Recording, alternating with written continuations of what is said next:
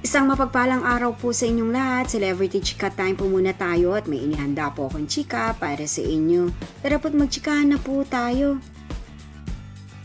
Phenomenal star na si Ming Mendoza nagpa-short hair.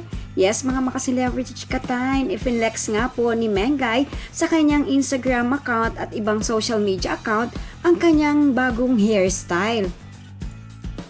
Yes, mga maka-celebrity Chika Time, yan po ang ichichika ko sa inyo na lubos rin pong usap-usapan sa social media ng mga netizens, lalong-lalo na nga po ng mga followers o supporters ni Maine. Bago po tayo dumako riyan, nais ko po munang batiin mga team bahay, team abroad at mga seniors natin dyan. Shoutout po sa inyong lahat at happy Tuesday po. Marami nga po ang natuwa at napariak nang makita nga po ang bagong hairstyle nitong si Maine. Kanya po itong ibinahagi sa kanyang social media account na lubos nga pong nasiyahan ng lahat nang makita po ito na mas lalo nga po raw naging stunning ang beauty ni Maine at bagay na bagay po sa kanya kahit anong klase pang hairstyle po daw yan. Mapamahaba ang buhok o mapamaigsi ang buhok. And of course, ipinakita rin po ni Maine sa kanyang social media account kung kanino po siya nagpagupit at sino po ang kanyang hairstylist. Narito po at panoorin po natin.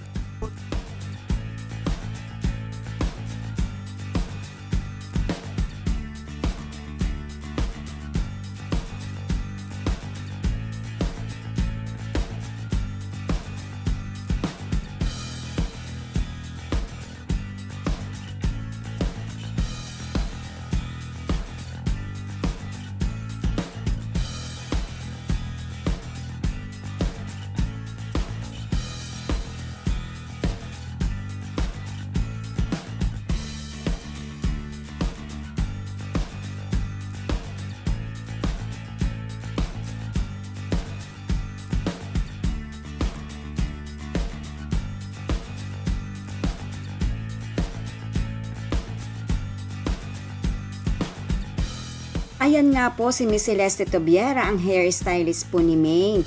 Tunay naman nga pong kabisadong-kabisado na po ni Miss Celeste kung paano po at ano ang babagay kay Maine na hairstyle.